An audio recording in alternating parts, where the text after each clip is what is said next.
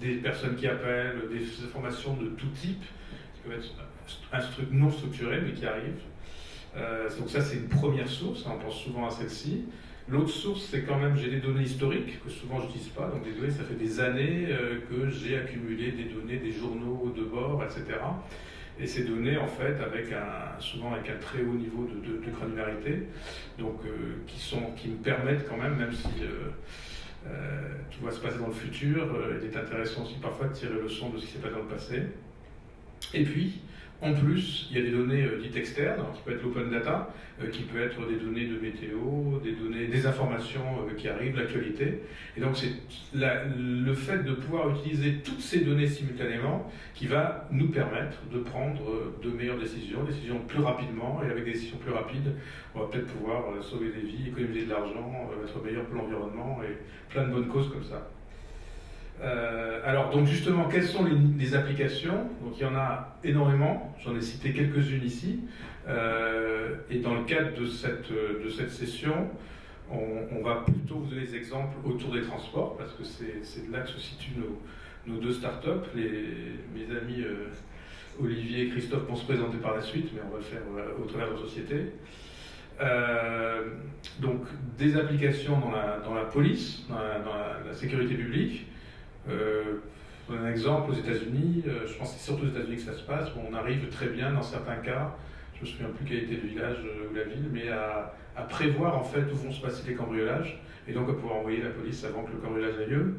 Dans les transports, on va venir dessus, mais il y a énormément d'économies, de gains, de productivité pour les citoyens, d'utilisation de la voirie, de meilleure utilisation de la voirie, d'économie d'énergie, en utilisant donc des technologies de big data et d'innovation et des nouveaux business models dans les transports, ne serait-ce que pour avoir les transports en commun mieux remplis, pour pouvoir remplacer peut-être des lignes qui n'ont pas lieu, pour pouvoir avoir des meilleures connexions, pour connaître à l'avance où est-ce qu'il y a des places de parking, donc éviter de tourner en rond dans une ville. Donc voilà, toutes ces choses-là.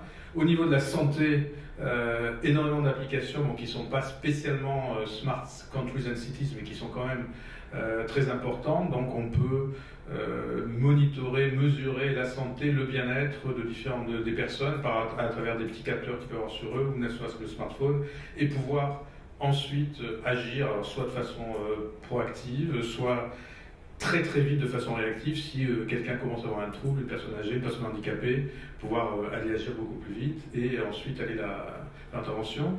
L'éducation, la sensibilisation, avec des tas de techniques qui permettent aussi aux citoyens, à l'agent d'une collectivité locale de mieux se former, parce que il peut interagir avec sur ses outils de travail, et puis à recevoir cette information-là, recevoir aussi l'information historique.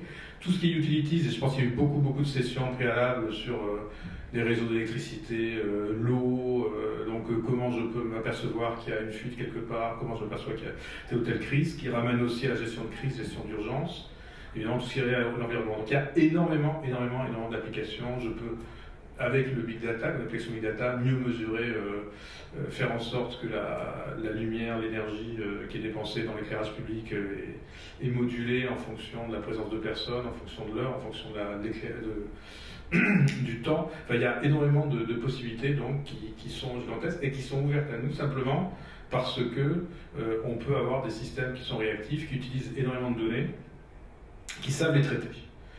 Alors, pourquoi c'est possible maintenant?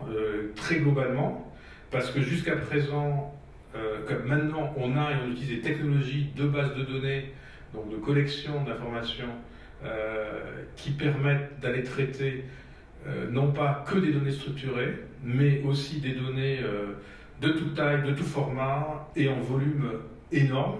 Donc les applications traditionnelles qu'on connaît dans les entreprises ou qu'on utilise sont des applications qui tournent sur quelques serveurs, voire sur un seul, et qui utilisent des données qui sont déjà prédéfinies à l'avance. Donc là, maintenant, on utilise des données en vrac qui viennent un peu partout, qui sont hétérogènes entre eux, qui n'ont pas toutes le même format. Et donc, pour faire ça, pour pouvoir les utiliser, les archiver, les collecter, les modifier, il faut utiliser des bases de données d'un nouveau genre, qu'on appelle plus globalement les NoSQL. Ce qui a aussi permis d'arriver à ça, c'est d'avoir maintenant, grâce à des meilleures puissances de calcul, des algorithmes donc, qui permettent de faire toutes les corrélations dont on peut avoir besoin, toute l'activité analytique. Le cloud computing, c'est-à-dire d'avoir maintenant, grâce à des réseaux de communication de transport qui sont de communication de données, qui sont très performants, et des technologies de centres de données qui sont assez très performantes, de pouvoir donc avoir dans des centres, dans des data centers, un traitement hyper rapide, à distance et mutualisé. Au niveau aussi des capteurs, avant on peut avoir des petits capteurs mais qui n'étaient pas intelligents, ils pouvaient juste envoyer une information. Maintenant on peut aussi mettre de l'intelligence là-dessus, donc de miniaturiser de plus en plus, c'est ce qu'on appelle les objets connectés souvent.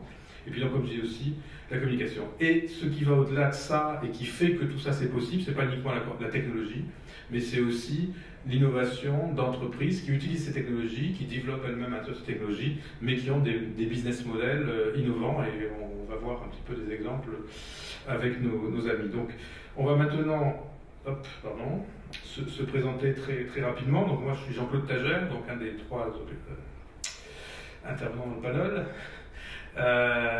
Donc moi je suis un des dirigeants d'une société qui s'appelle QuasarDB.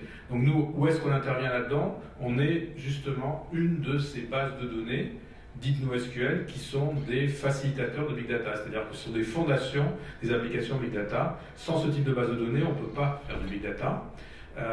Et nous avons un certain nombre de caractéristiques. La première, c'est que nous pensons être dans ce domaine-là la seule base de données européenne, c'est-à-dire tous nos concurrents en éditeurs logiciels sont américains, mais ce n'est pas uniquement ça, on a des caractéristiques qui sont très intéressantes. Donc quand on se compare à tous nos concurrents, donc les noms vous ne les connaissez pas a priori, ce sont des concurrents dans ce domaine-là, mais si on fait des concurrences par rapport par exemple à Yahoo qui fait ce qu'on appelle des benchmarks, on est 2 fois meilleur que le meilleur des autres. Et dès qu'on commence à aller sur des distances, des volumes très importants ou des tailles d'autorité, là on est souvent les seuls en lice. On a une histoire, l'entreprise au début était essentiellement une entreprise de prestation de services. Avec nos clients, on a commencé à comprendre la problématique du Big Data, qu'on appelait d'ailleurs pas Big Data à l'époque, c'était simplement congestion des données, utilisation de plus de données. Et donc on a suivi jusqu'en 2013, on a eu notre premier gros client qui était la BNP Exane.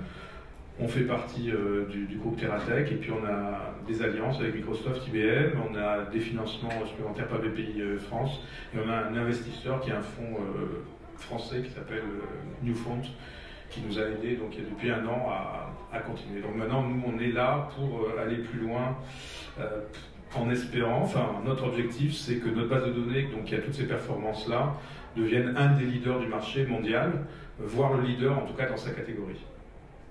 Voilà, je ne vais pas détailler, mais en gros pourquoi on est différent et qu'est-ce qu'on apporte, le fait qu'on puisse rajouter à l'infini, en fait il y a une notion de nœuds et de serveurs, donc on peut rajouter à l'infini, donc au fur et à mesure que les données grossissent, on peut rajouter à l'infini et à chaud des équipements qui permettent de gérer les données.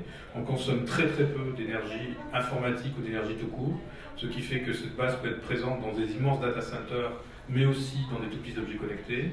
Et on a des technologies qui nous permettent donc d'être très résilients, donc de pas tomber en panne, d'avoir toujours les possibilités de rester, et surtout avec et on s'attaque dans des environnements informatiques existants. C'est-à-dire qu'une partie des données qui sont utilisées dans le Big Data existent déjà dans les informatiques traditionnelles. On s'intègre avec eux. Voilà, j'en ai assez dit sur notre partie. Donc deux autres, donc tout de suite on va aller plus dans le domaine applicatif, avec donc 2 cas, donc 2 startups. Christophe va commencer. Donc, dans le domaine des transports, c'est le domaine qu'on a choisi là pour illustrer, mais toutes les questions et tout ce qu'on verra par la suite sera dans tous les différents domaines qu'on a pu citer. Donc, je vais laisser Christophe se présenter et présenter rapidement son entreprise, en tout cas juste pour tous les... Merci, donc bonjour, je suis Christophe Humbert, je dirige une entreprise, une start-up qu'on a fondée l'an dernier qui s'appelle Milananos. Milananos ne veut rien dire, mais ça permet de faire beaucoup de choses. On est spécialisé dans le monde des transports, on replace maintenant jeunes aériens, 20 ans dans des compagnies aériennes. Et il y a 30 ans, on a créé un truc magnifique dans l'aérien qui était des hubs, une grande plateforme, comme Roissy Charles de Gaulle, on prenait des vols, on faisait du feeling vers d'autres. long courrier, moyen courrier. Et actuellement, on parle d'intermodalité, multimodale, et on veut créer des hubs dans des gares, dans des aéroports, où on met à disposition beaucoup d'outils. Mais il n'y a pas réellement une coordination en amont qui puisse permettre de construire des offres qui soient basées sur une demande réelle. Je vais prendre un exemple, je vais aller de la porte Maillot jusqu'à Brest pour une semaine. Je vais aller sur plusieurs sites web pour évaluer si je dois prendre le train ou la voiture ou une voiture ou prendre l'avion. Ensuite, où vais-je garer ma voiture, comment vais-je aller à la gare, comment vais-je aller à l'aéroport. Il existe quelques sites qui vont construire des offres sur la base de l'existant. Vous allez peut-être attendre 17 heures à la gare de Saint-Brieuc. Pour partir le week-end, c'est pas très agréable. Donc nous, on parle de l'idée de prendre la demande réelle de plusieurs transporteurs. Donc le Big Data nous aide dans le sens où on a des données de trafic qu'on achète, qu'on arrive à récupérer, que l'on estime. Par exemple, prévoir le trafic de la SNCF, on ne l'a pas, on le prévoit à partir de données de covoiturage sur certaines routes, sur certaines destinations. Et toutes ces estimations de trafic, le but ultime est de prévoir quel est le trafic de bout en bout entre deux points. Et ensuite, l'objectif est on est en train de développer une plateforme collaborative qui va permettre à tous les opérateurs de se connecter et de construire des offres en commun en disant il y a une demande entre tel point et tel point. Je sais que, par exemple, tant de passagers vont aller de Londres à Nice, viennent de Manchester et vont au ski parce qu'ils ont une réservation d'hôtel à Isola. L'idéal serait que le bus pour Isola ne passe pas une demi-heure avant l'avion. Donc on va fiabiliser en amont des correspondances, mais également on parle de toute la nouvelle économie, que ce soit Blablacar, Caros, et beaucoup d'entreprises, Uber, les taxis, qui permettent de capter de la demande en temps réel. C'est vraiment le rôle du porte-à-porte. Eh bien, ces acteurs pourront aussi se connecter sur la plateforme pour pouvoir récupérer une partie de la demande et emmener les gens de bout en bout. Pour ce faire, on utilise beaucoup de données. On fait ce qu'on appelle de la data science. C'est-à-dire, on fait plus des maths et on transcrit un problème mathématique en récurrence de données et essayer de prévoir quel sera le trafic et la recette. Nos clients sont des opérateurs. On a commencé l'an dernier. Pour l'instant, on a une douzaine de clients qui sont essentiellement des aéroports. Et en termes de données, avec les données de trafic, on s'est rendu compte qu'on était limité parce qu'on ne sait pas qui passe d'un mode à un autre. Les jeux magnifiques qu'on a tous dans la poche un téléphone portable. Et à partir de votre téléphone portable, il y a beaucoup de données de mobilité qui circulent. Les enjeux de Google actuellement, ce qu'on appelle location-based data. Donc nous montons des données à partir de données de téléphone. Il y a 1,4 milliard de personnes qui ont des téléphones dans le monde. On arrive à analyser les flux de bout en bout à certaines heures sur certaines téléphones qui permettent de reconstituer la demande. C'est vraiment une lecture dans le secteur des transports parce que jusqu'ici, toutes les données étaient en silo et jamais partagées. Une réunion de coordination entre la France et la SNCF ne pouvait pas marcher parce que tout le monde arrive avec un programme contraint et des problèmes. Donc il est difficile de répondre à la demande des clients et de faire une allocation de cette demande. Donc nous, notre principe est très simple. Grâce aux données, on met une plateforme de collaboration, on prédit les flux de trafic qui permettent de se connecter avec les autres. Alors d'abord, on apprend à se connaître, parce que culturellement, il faut connaître les autres acteurs du marché, on n'a pas l'habitude de travailler ensemble, on travaille sur des opportunités pour construire des stratégies. Et ensuite, l'objectif est de construire vraiment des horaires multimodaux de bout en bout qui puissent permettre d'amortir les hubs. Les hubs européens, en Europe, l'Union européenne investit 12,7 milliards dans un projet qui s'appelle TEN-T, qui est de faciliter l'interconnexion gare, bateau, avion. Le pays le plus impacté est la Pologne, par exemple. 9 aéroports polonais vont avoir une gare TGV. Et dans 3 ans, la compagnie aérienne, l'autre, compagnie domestique, les lignes domestiques seront mortes, probablement. Donc il y a vraiment un changement majeur qui va arriver dans le monde des transports et qui va arriver très vite. L'aéroport de Gênes, en Italie, c'est le port, l'aéroport, la gare TGV. Donc il y aura une gare tectonique entre Gênes et Nice qui va essayer de capter le trafic de l'autre.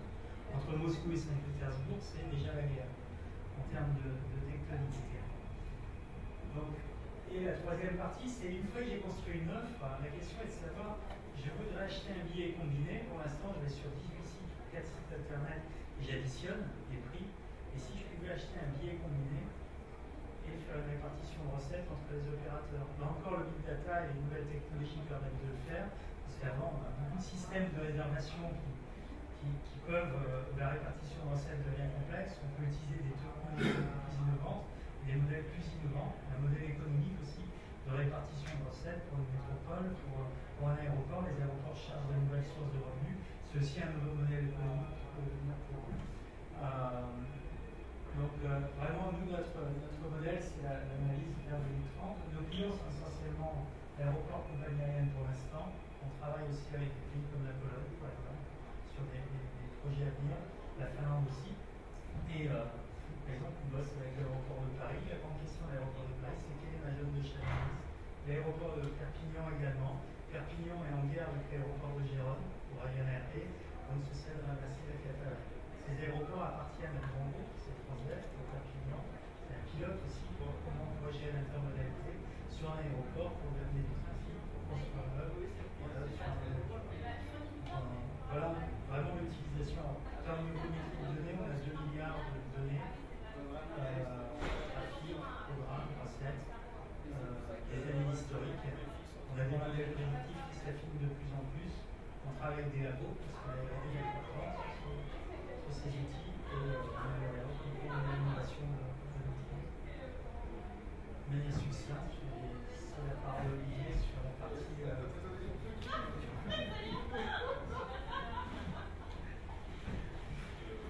C'est bon? Parfait. Bonjour à tous. Donc, je m'appelle Olivier Lenné, je suis cofondateur d'une société qui s'appelle Caros. Chez Caros, on fait du covoiturage. Alors, vous allez vous dire, il est complètement fou ce type-là, il fait du covoiturage alors que Blablacar est archi-leader et ultra respectable. En fait, on fait du covoiturage très différent de Blablacar parce qu'on fait du covoiturage qui est spécifiquement dédié aux contraintes des trajets quotidiens, en particulier pour aller travailler. Alors, Blablacar, c'est formidable si vous voulez partir en vacances ou au week-end, si vous voulez partir de Paris ce week-end pour aller à Nantes, par exemple. Ça demande un peu d'organisation. Il faut poster son trajet quand on est conducteur. Il faut chercher un conducteur quand on est passager. Ensuite, il faut se mettre en contact. Il faut savoir où est-ce qu'on va se retrouver. Peut-être porte-maillot. Une fois qu'on est porte-maillot, il faut savoir devant l'hôtel ou l'endroit où partent les bus pour Ryanair, etc., etc. Vous ne pouvez évidemment pas faire ça tous les jours quand on veut être dans une habitude, par exemple pour aller travailler, donc sur son trajet domicile-travail, le matin et le soir. C'est là que le big data, le machine learning, l'intelligence artificielle arrivent, et c'est ce qui permet à Caros d'adapter spécifiquement le covoiturage à vos trajets quotidiens. Alors comment ça marche? En fait, vous téléchargez gratuitement une application qui s'appelle Caros, vous vous inscrivez en 30 secondes, vous la refermez, vous la remettez dans votre sac à main ou dans votre poche, et vous pouvez retourner vivre votre vie. L'application, elle va apprendre vos besoins de déplacement quotidien. Si vous êtes dans une famille recomposée, elle va comprendre que la semaine A, vous avez une heure différente de la semaine B. Si le vendredi soir, vous partez un peu plus tôt parce qu'il y a un effet week-end, elle va comprendre que le vendredi soir, vous allez partir une heure plus tôt que les autres soirs en moyenne. Si le mercredi, votre enfant ne va pas à l'école, il va comprendre que vous allez prendre un itinéraire différent. Et comme elle fait ça pour toutes les autres personnes qui travaillent dans votre entreprise ou qui sont pour beaucoup d'autres personnes qui travaillent dans votre entourage, elle va vous mettre en relation automatiquement avec des gens qui peuvent covoiturer avec vous entre maintenant et demain soir. Donc vous allez rouvrir l'application et comme un fil Twitter ou Facebook ultra personnalisé, de la même manière, vous avez votre activité, votre actualité de mobilité personnalisée entre maintenant et demain soir. Donc on a anticipé pour vous, grâce à l'apprentissage statistique qu'évoquait Christophe tout à l'heure, l'ensemble de vos trajets possibles, l'heure, l'origine, la destination, l'itinéraire. Donc quand vous allez rouvrir, il manque un smartphone à gauche, mais c'est pas grave, vous allez pouvoir choisir par exemple de covoiturer avec Alice. La seule chose qu'on ne sait pas à ce moment-là, nous, c'est quelle heure exactement vous voulez partir ce jour-là. Et à ce moment-là, vous allez simplement dire, bah, moi, effectivement, Caros, tu me dis que je vais partir en général entre 7h30 et 8h, mais ce matin, je vais partir un peu plus tard entre 7h50 et 8h. Vous faites une demande. Si ça plaît à Alice, a priori, ça devrait lui plaire, parce que sinon, on ne vous l'aurait pas proposé. Elle va répondre à sa réplique aussi. Et à ce moment-là, tout est préorganisé. Tout votre trajet, l'endroit où vous allez vous retrouver, qui est un endroit qui est sécurisé, on ne va pas vous proposer de vous retrouver au milieu de l'autoroute ou sous un tunnel. C'est un endroit qui est optimisé, parce que le conducteur, on souhaite qu'il fasse très peu de détours, le passager, on souhaite qu'il fasse très peu de marche à pied. Le prix, c'est-à-dire le prix que paye le passager au conducteur, qui est en réalité la moitié du coût, parce que c'est du partage de frais comme du covoiturage, c'est du covoiturage donc du partage de frais, qui est la moitié du coût du conducteur s'il avait été seul, est calculé. Donc tout est prêt pour pouvoir faire son trajet le lendemain matin, de manière aussi automatique quasiment, que d'éteindre la lumière avant d'aller se coucher, ou de se brosser les dents le matin quand on se réveille. C'est une innovation qui a été récemment primée par le concours ILAB du ministère de la Recherche et du BPI, comme un des projets les plus prometteurs, notamment pour relever un des grands défis sociétaux qui est évidemment la mobilité durable, les émissions de CO2 et la capacité à se mouvoir dans des agglomérations dans lesquelles il y a de plus en plus de monde. C'est évident en France, ce sera de plus en plus criant dans les pays en développement dans les années à venir. Alors, en réalité, qu'est-ce qu'on fait une fois qu'on a suffisamment de gens qui ont téléchargé l'application gratuitement et qui vivent, entre guillemets, avec Caros, comme leur compagnon de route? On crée un véritable réseau de transport en commun, puisqu'on structure, on agrège des sièges libres qui vont d'un endroit à un autre, c'est-à-dire des lignes, qu'on peut utiliser au gré de ses besoins de mobilité de A à B. Alors notre modèle, c'est de travailler essentiellement à ce stade avec des entreprises, voire des collectivités locales sur des petits périmètres. Et ces entreprises, en gros, pour elles, on fait plusieurs choses. La première, c'est qu'on améliore le quotidien de leurs salariés, parce qu'ils gagnent en pouvoir d'achat. S'ils avaient une voiture, on va diviser par 2 leur coût de mobilité quotidienne, c'est-à-dire qu'ils peuvent faire entre 800 et 1500 euros d'économie par an. Pour une entreprise, ce n'est pas négligeable d'augmenter le pouvoir d'achat sans augmenter le salaire chargé. Deuxièmement, on va améliorer la sécurité routière, parce que quand on est 2 dans une voiture, on est beaucoup plus vigilant que quand on est tout seul. Les statistiques d'accidentologie sont très claires là-dessus. Et puis, troisièmement, pour ceux qui étaient en transport en commun et qui souffraient parfois de temps de parcours un peu trop long, d'inconfort, etc., de retard, ceux-là vont pouvoir profiter, soit tous les jours, soit de temps en temps en cas de pépin, des sièges libres de leurs collègues qui vont sur le site. Deuxième chose qu'on fait pour les entreprises, c'est qu'on améliore l'accessibilité de leur site au quotidien. C'est un énorme challenge pour elles en termes de recrutement. Si on est Bouygues à Saint-Quentin-en-Yvelines, on veut attirer des jeunes cadres dynamiques qui veulent vivre à Bourg-en. Si on est Safran à Saint-Quentin-en-Yvelines, on veut recruter des très bons ingénieurs de 50 ans qui préfèrent vivre un peu plus loin dans le nord de l'Eure pour avoir de la place. Et donc, en réalité, toutes ces voitures vont venir le matin et vont repartir le soir, et vont donc créer un réseau de transport dédié à l'entreprise. Quand vous êtes dans une entreprise qui est un petit peu loin d'un réseau de transport structurant, ils vont vous envoyer le how to get there, le plan d'accès. Ils vont vous expliquer que bon, c'est pas très simple. Enfin, si vous prenez tel train, vous allez sortir là, et ensuite il y aura la navette privée qui passe toutes les 3 quarts d'heure, qui va peut-être pouvoir vous emmener. Ce qu'on fait en fait, c'est un réseau de transport qui fait que toutes ces voitures arrivent le matin au même endroit, toutes ces voitures repartent le soir, avec une extrême capillarité. Donc on révolutionne la manière avec laquelle on peut venir dans l'entreprise ou repartir, ce qui est absolument clé pour les entreprises. Et la dernière chose qu'on fait, c'est qu'on leur fournit un reporting tous les mois, dans lesquels elles ont de manière agrégée l'ensemble des trajets covoiturés, le nombre de kilomètres, les économies de CO2, les gains de pouvoir d'achat pour leurs salariés, etc., sur lesquels elles peuvent communiquer dans le cadre de leur rapport développement durable, de leur rapport RSE. Voilà. Nos clients sont essentiellement aujourd'hui en région parisienne, à Grenoble et à Lyon. On a des prospects un peu partout. Et l'objectif, c'est, sur le maximum d'agglomérations dans les années qui viennent, de créer des vrais réseaux de transport structurants pour que tout le monde puisse se mouvoir de manière extrêmement simple, extrêmement fluide, bon marché, confortable, collaboratif.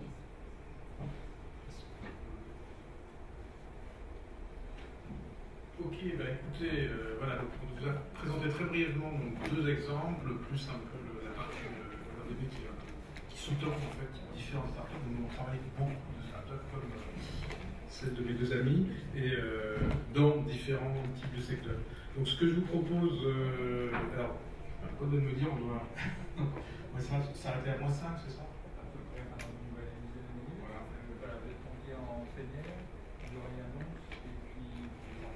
Ah, bah écoute, voilà. Donc, ce que je vous propose, on a effectivement des points sur lesquels on peut approfondir. Peut-être plutôt de vous laisser la parole et voir si vous avez des questions à ça. Oui. On va peut-être faire circuler la...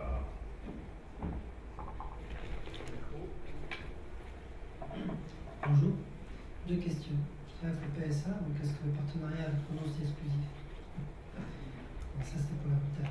La deuxième question c'est après la France, Carros, quels seraient les pays privilégiés pour en termes d'expansion?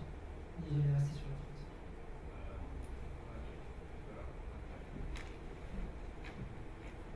Alors, c'est important d'être ambitieux, mais aujourd'hui, on est très focalisé sur la France. Je pense que sur nos prochaines étapes de développement, l'important, c'est de se développer très bien sur la seconde couronne parisienne et sur l'ensemble des grandes agglomérations françaises, voire même un peu plus petites. Nous, on va où il y a des entreprises ou des parcs d'activité d'au moins 600 personnes, donc ça fait déjà un énorme marché. Après, si on regarde les pays dans lesquels on pourrait aller, il y a des pays qui culturellement sont très faciles, entre guillemets, positives à l'égard du covoiturage, qui sont notamment l'Allemagne, essentiellement pour des problématiques écologiques. Alors qu'en France, 95% des gens font du covoiturage pour économiser de l'argent. On sait qu'il y a des pays dans lesquels on n'ira a priori pas. Blablacar d'ailleurs nous montre la route là-dessus, comme les États-Unis, où on veut avoir sa voiture à 16 ans et ensuite ça reste un symbole social et on est tout seul dans sa voiture, on est très content. Voilà, après la logique serait d'aller dans les différents pays européens, mais même en France il y a des différences culturelles assez importantes entre les régions, on le voit bien. Christophe vient du sud-est, c'est pas forcément la région la plus facile pour faire du covoiturage selon nous. On voit des choses beaucoup plus, des tendances beaucoup plus lourdes, notamment dans le Nord, en Bretagne, et la région parisienne n'est pas forcément simple. Et comment Carros s'intègre dans une démarche multimodale? Alors aujourd'hui, pas du tout. Dans la mesure où le multimodal est aussi puissant que son maillon le plus faible. Et aujourd'hui, le covoiturage, c'est un maillon extrêmement faible. Si je vous proposais, ce serait un petit peu compliqué, mais ça représenterait 2-3 mois de développement pour notre équipe. Si je vous proposais de monter dans la voiture de Bernard au bout de la ligne A du RER, aujourd'hui vous seriez assez sceptique, je pense pas que vous seriez extrêmement serein, dans la mesure où le covoiturage n'est pas encore suffisamment fiable. Donc nous, notre métier, c'est de faire un réseau de covoiturage extrêmement fiable, comme le réseau de Vélib est extrêmement fiable, comme le réseau de taxi Uber est extrêmement fiable, comme le réseau des Autolib est extrêmement fiable. Et à ce moment-là, on peut être intégré, alors pourquoi pas ensemble, pourquoi pas chez Citymapper, chez Moovit ou d'autres acteurs qui intègrent les réseaux fiables. Fiabilité, juste, j'arrête le temps de parole. Fiabilité, est-ce que vous avez un modèle où les gens vont par exemple mettre un score par rapport à... Oui, alors là-dessus, on est sur le même modèle que Blablacar, on n'invente rien parce qu'ils le font très très bien. C'est le modèle de l'économie collaborative. Là où on a un aspect de fiabilité qui est important, c'est la fiabilité de notre réseau de transport en réalité. Parce qu'en fait, l'apprentissage statistique consiste à anticiper les trajets de tout le monde. Et donc on a, comme la RATP, un planning pour demain. On sait à peu près à quelle heure vont se balader nos dizaines de milliers de minibus un peu partout. Et là-dessus, on a un taux de fiabilité d'environ 85%, ce qui est aujourd'hui pas si mal.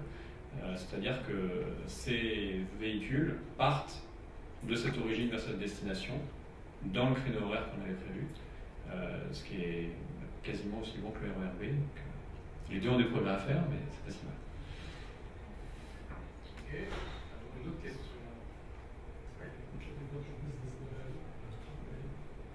Alors, le business model, ce sont aujourd'hui les entreprises qui nous payent.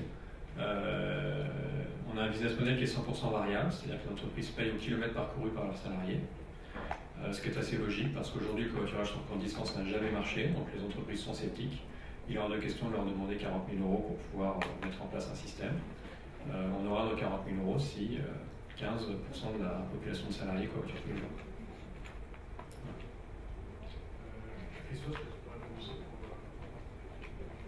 Notre business model est dual. On a un premier logiciel où les compagnies, les B2B s'abonnent à une plateforme, donc c'est un abonnement avec un contrat classique qui permet d'accéder aux données, aux résultats, aux analyses.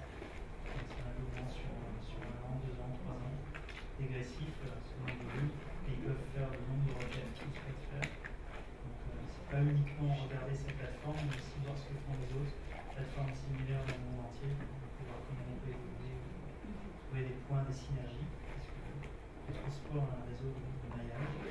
Et sur la partie multimodale, notre plateforme e-commerce, le business model sera, enfin, toujours en réflexion, mais c'est de partager les recettes. On va se faire payer la transaction, c'est-à-dire dès qu'une connexion est faite, on a une plateforme e-commerce qui permettra pas de faire de la réservation proprement dite, mais de vendre des correspondances. On va fournir une API gratuite à des Expedia, au Pogo, parce qu'ils veulent tous vendre des itinéraires multimodaux, mais personne ne veut développer. Amalus n'a pas développé de plateforme multimodale non plus. Donc on va fournir l'API gratuitement qui permettra de générer des volumes. C'est juste un enabler. Et on fait un partage de recettes transactionnelles avec l'aéroport, le hub, enfin le plus gros opérateur qui lui aussi cherche de nouveaux moyens de gagner de l'argent. Il y a eu aujourd'hui un grand débat qui a été relancé. Les compagnies aériennes attaquent les aéroports français devant la Commission européenne parce que les charges sont toujours de plus en plus élevées. Les aéroports justifient moins en moins l'augmentation des charges. Et la plupart des aéroports mondiaux sont à la recherche de nouveaux business models. On a discuté avec Dubaï, avec Abu Dhabi. Ils développent vraiment un nouveau modèle où c'est plus que les compagnies aériennes et les commerces qui génèrent des recettes. L'aéroport devient un centre commercial, un hub. Les taxis, tout le monde va pouvoir acheter des services auprès de l'aéroport à moindre coût, mais en volume, ça va être beaucoup plus important.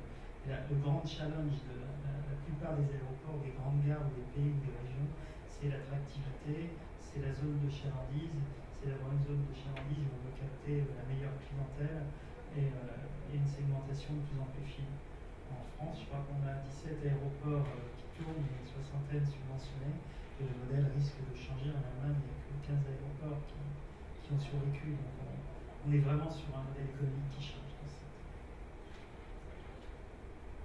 D'une façon générale, les startups, on a vraiment les différents cas de business model. C'est souvent, ce qui est plus facile, c'est qu'il y a une entreprise privée ou plusieurs qui sont les clients. Donc là, c'est facile pour la startup.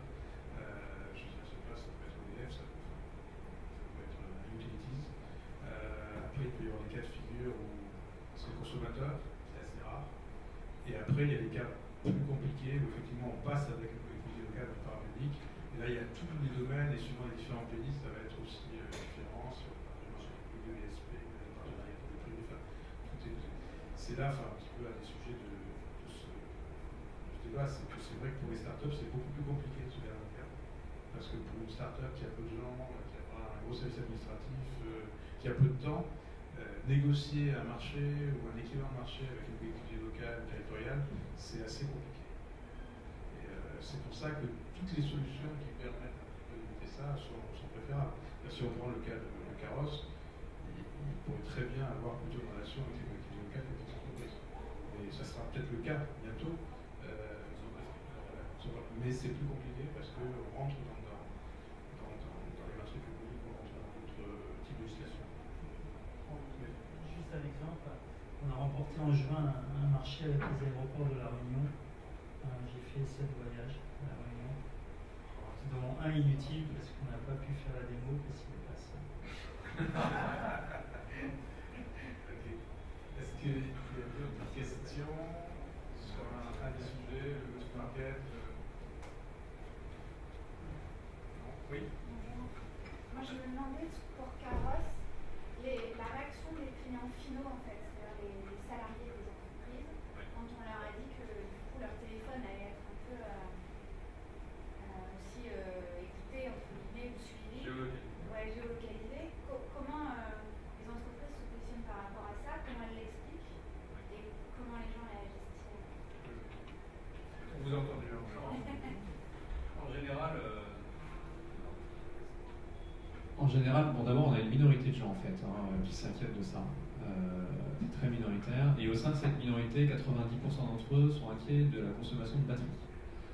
Parce que pour eux, géolocalisation égale GPS. Or, on ne fait pas du GPS, on fait de la géolocalisation, mais pas du GPS.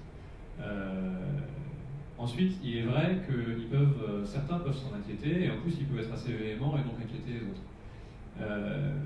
Ce qu'on répond à ça, c'est que, bon, d'abord, on travaille en France avec la CNIL, et donc il y a assez peu d'endroits dans le monde où on va faire les choses de manière aussi sérieuse et diligente.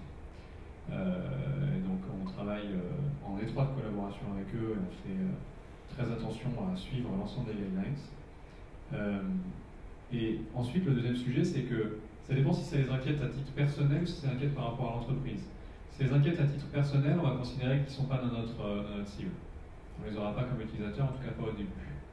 Si ça les inquiète par rapport à l'information qu'on pourrait transmettre à l'entreprise, là-dessus, on peut les rassurer assez facilement, tout simplement en leur montrant le type d'information qu'on fournit, puisque c'est une information agrégée, notamment parce que de toute façon, la CNIL n'accepterait pas qu'on fasse différemment, et de toute façon parce que la direction générale n'accepterait pas qu'on fasse différemment. Donc, en réalité, c'est surtout en discutant en amont avec la direction générale qu'on a déjà réglé l'ensemble de ces sujets, parce que c'est une inquiétude majeure de la direction générale d'avoir notamment un syndicat en contenu personnel qui va venir les embêter sur ce sujet.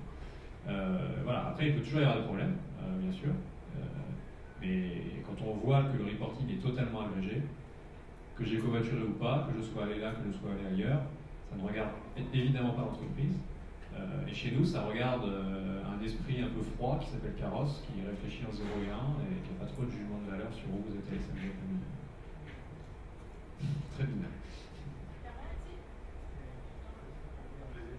En ce qui concerne les données, c'est pareil. On a des données d'opérateurs télécoms, des données de fournisseurs, beaucoup de données. Les applis météo, par exemple, sont formidables. Starweather est utilisé par 4 millions de personnes qui postent une photo tous les jours en expliquant où elle est. Donc, nous, on n'est pas sur des micro-mouvements comme Carrosse. Ce qui nous intéresse, c'est que vous passiez par une gare, un aéroport. La première chose que vous avez été mis en décollant, c'est le téléphone. Donc, la première chose qu'on rallume, c'est le téléphone également, n'importe où. Donc, les données sont anonymes. Nous, ce qui nous intéresse, c'est de voir des flux de mouvements et de passage de personnes par les points nodaux d'une manière mensuelle ou hebdomadaire. Mais on ne souhaite surtout pas avoir de données personnelles, c'est trop compliqué. On ne fait pas de CRM. Et on est vraiment dans la construction d'offres, on n'est pas dans l'analyse de données pures. Et si on prend par exemple une compagnie aérienne, n'a pas de données sur ses clients à part ses dossiers de réservation. Comme disait Michael O'Leary, on ne sait pas pourquoi les gens voyagent. Si on a le retour de revenir, moi je suis venu de Nice tout à l'heure, je repars ce soir, on ne sait pas si je suis venu involontairement ou de ma vie.